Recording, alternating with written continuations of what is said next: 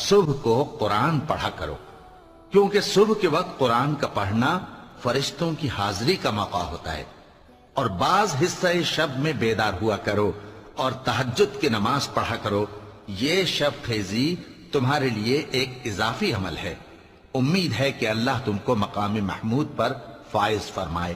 اور کہو کہ اے پروردگار، مجھے مدینے میں اچھی طرح داخل کیجو اور مکے سے اچھی طرح نکالیو، اور اپنے ہاں سے زور و قوت کو میرا مددگار بنائیو، اور کہہ دو کہ حق آ گیا اور باطل نابود ہو گیا، بے شک باطل نابود ہونے والا ہے۔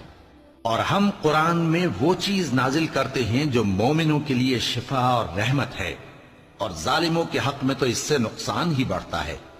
اور جب ہم انسان کو نعمت بخشتے ہیں تو روح گرداں ہو جاتا ہے اور پہلو پھیر لیتا ہے، اور جب اسے سختی پہنچتی ہے تو نا امید ہو جاتا ہے۔